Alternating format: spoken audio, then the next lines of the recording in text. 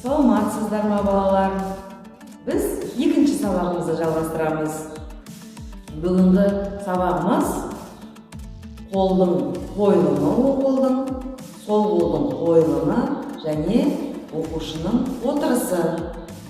Біз отырған кезімізде орындықты екі бөлікке бөліп аламыз.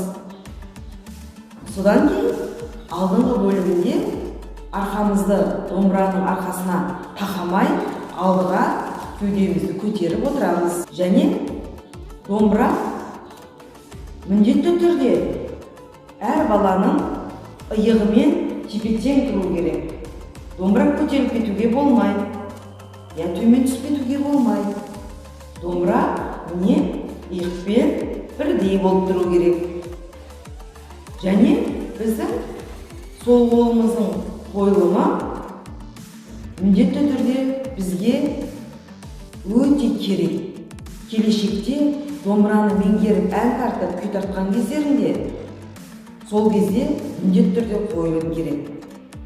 Қойылым музыка аспабын тарту кезіндегі орындаушының бүкіл денесінің қолдары мен саусақтарының дұрыс қалыптасып орналасуын қойылым деп айтамыз. Оң қолдың қойылымы. 4 саусағымыз домбыраның астыңғы бөлігінде болады. Ал бармағымыз домбыраның үстіңгі бөлігінде болады. Бірақ мына саусақтар шашыраңқы тұруға болмайды бұлай. Ол дұрыс емес. Саусақтар бір-бірімен жақындасып, бармақ соның үстінде ортаңғы саусақтың деңгейімен бірдей болып орналасу керек. Осы жерде мен 5 саусақ туралы сіздерге ертегі айтып берейінші балалар. Тыңдаймыз ба? Кеттік, тыңдайық. Бірде бір бәйтеректің қасында 5 саусақ өмір сүріпті. Сөйтсе, бас бармақ айтыпты. Бас бармақ. Мен барлығыңнан үлкенмін. Мен бас бармақпын. Неге мен сендердің барлықтарында басқармаймын депті. Сол кезде сұқ саусақ тұрып, былай деп айтыпты. Мен бас бармақтан ұзынмын. Бойым қандай ұзын. Мен неге басқармаймын депті. Сол кезде ортаңғы саусақ тұрып айтыпты. Мен ортаңғы қолмын. Бәйтеректей ұзынмын. Маған жер бетінде қарсы келетін ешкім жоқ. Мен басқарамын депті. Бір уақытта аты жоқ саусақ шықты. Мен кімнен кеммін? Тек менің атым ғана қойылғаны болмаса, мен де ешкімнен кем емеспін деп 4-ші саусақ тұрыпты. Бір кезде соңғы саусақ 5-ші саусақ тұрыпты. Мен кімнен кеммін?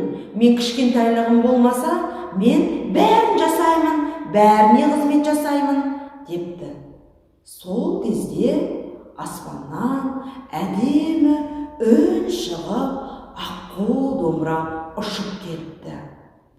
Сол кезде жаңағы әр жерде дабырлап бір-бірімен айқасып, керісіп атқан 5 саусақ аң-таң болып қарап қалыпты. Сол кезде аққу домбыра жаймен ғана қолындағы домбырасын шертіп қалады.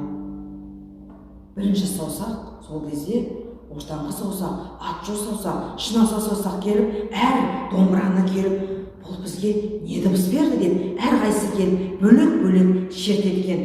Бармақ шертеді, 1-ші саусақ бөлек шертеді, ортаңғы саусақ, ат-жоқ саусақ, шынаса саусақ шертеді. Сол кезде домбыра айтады, аққу домбыра айтыпты. Міне көрдіңдер ма? Сендер манадан бері айтысып атсыңдар. Ал сендерде ауызбіршілік болмайды. Сондықтан да сендер саусақтарыңды біріктіріп тұруларың керек деп айтыпты. Содан бері балалар міне бізде саусақтарымыз қай кезде де бірігіп тұрады екен. Қай жұмыста да саусақтарымыз бірігіп тұрады. Жазу жазсақта да міне, ручка ұстасақта да міне қараңыздаршы балалар. Міне барлығымыз бірігіп, міне осылай ұстайды қаламсапты. Ал домбырада да сондай. Міне бүгінгі қойылымыз, міне бармағымыз жоғарыда, Төрт саусағымыз астыда бірігіп жинақталып тұрады екен. Оң қолымыздағы қағысымыз, үш саусағымыз бірігіп, бірінші саусақпен, сол саусақпен бармақ қосылып тұрады екен міне. Төмен қағысты бірінші саусақтың тырнағымен қағамыз, жоғарғы қағысты бармақтың тырнағымен қағамыз. Міне, бүгінгі саусақтың қойылымы, оң қолдың қойылымы, сол қолдың қойылымы.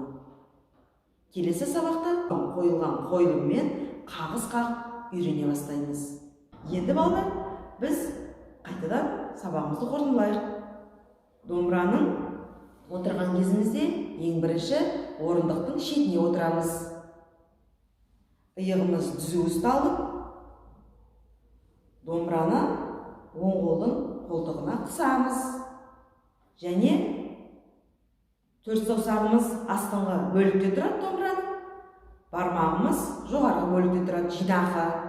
Оң қолымыздың қағысымыз, үш саусағымыз жинақы. Бірінші саусағымыз бен бармағымыз бөлек тұрады. Міне осындай.